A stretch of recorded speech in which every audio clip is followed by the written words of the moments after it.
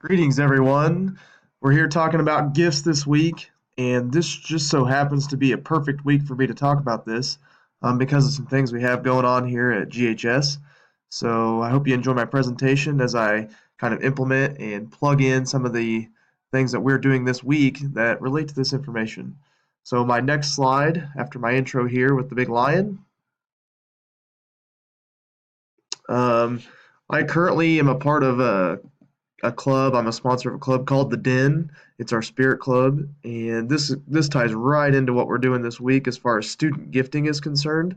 And some of the things that they suggest here in fundraising with incentive gifts for participation or participating students who meet set criteria, and then you pay for that with the fundraising profit that you make. And so, for example, with this club, um, anybody who sells 10 shirts for my club, they get a free T-shirt. They don't have to pay for their shirt. That's a part of the Spirit Club. We call them the We Bleed Blue T-shirts because our main colors are blue and white, and our blue is our main color. And then in addition to that, we have some special achievement gifts, and that's another thing tied into the Spirit Club and some things we're trying to do this week. Um, we have an achievement gift. Our football team has successfully completed their run to the state tournament, and now they're ready to play for the championship at Pitt State this week. And to do that, we, as the Spirit Club, have come up with some themes all year. And this culminating event, we want to do throwback Goddard gear, and we want to donate or get programs within our school to donate clothing, old jerseys, old uniforms, things they don't use anymore or would never think of using anymore, to wear to the game this week. And so I'm in the process right now of figuring out how we go about doing that. And is it just a donation? Is there going to be a fee that we have to charge? Those kinds of pieces of information.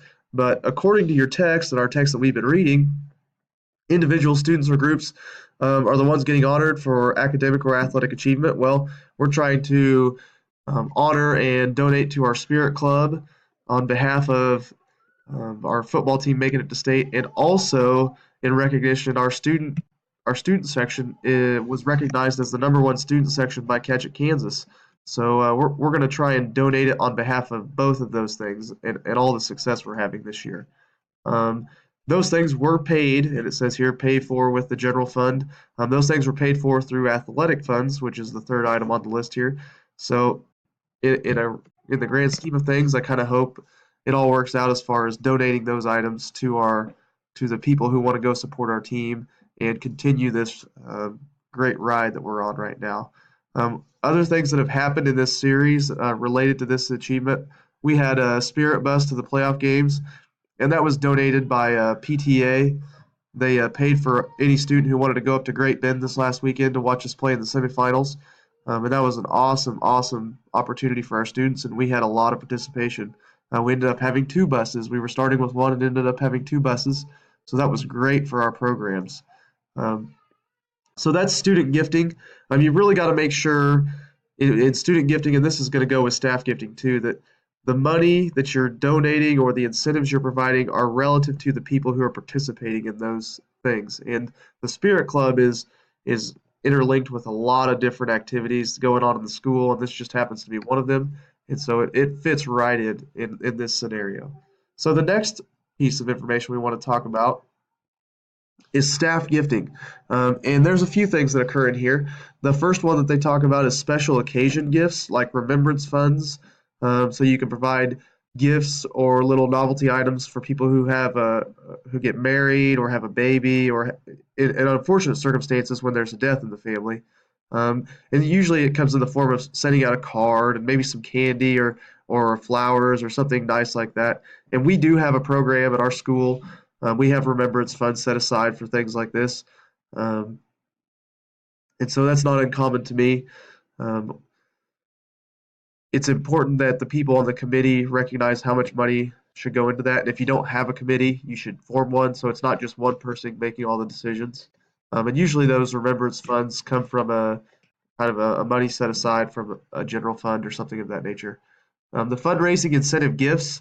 This happens when I think specifically of the Make-A-Wish Foundation that we participate with. We try to raise funds to try and make a wish for a kid, and usually teacher and then their students, whichever club or class raises the most money, they get a pizza party in honor of their recognition for being the top donate money earning donating scenario. Um, some other scenarios that happen or that teachers could get in staff gifting, like free shirts in that scenario when you're fundraising for the most sold. Those things occur too. The final thing is all staff gifts, and these things happen kind of during Teacher Appreciation Week. Um, and then also each year, I shouldn't say each year, in some years when school funds are relatively more funded than they have been in the past, we've received staff shirts just to be kind of a unified front. And those funds are set aside by the administration, and they pick the tab up on those and try to make us look like a team and a unified group of people trying to make the best efforts for all students involved. Um, the best thing not to do is do not give cash or cash equivalent gifts. Um, those things, well, number one, they get tied into taxes and things like that, and it's really not suggested that you do things like that because it gets kind of complicated for bookkeepers. And if anything, you know, the novelty items and staff shirts and things like that are better off given through that scenario. Um, so that's that information. I got one more piece.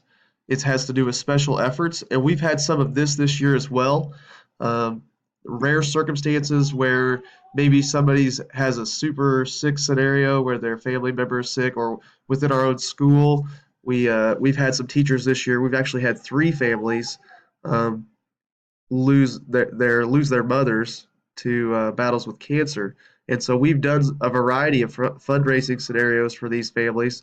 And it says right here, keep separate from school bookkeeping. And that's exactly what each program did. Yet they kept it completely separate in a nonprofit type scenario where the money or whatever other goods that were donated were sent directly to the family and kept out of the bookkeeping of the school. If money is received from the school itself towards the family, it does go against that taxable income. So you got to be kind of careful about that too. That's why it's important to probably keep it away or keep it separate um, and not have to worry about those issues. That's it. That's all I have for this fundraising. Um, I'm looking forward to this week. We obviously don't have an assignment, and I get to go to a state championship football game. So I hope all of you are having a great week. I know you have about 2 days of school left. Enjoy your Thanksgiving, and I look forward to seeing you guys after the break. All right, have a good one.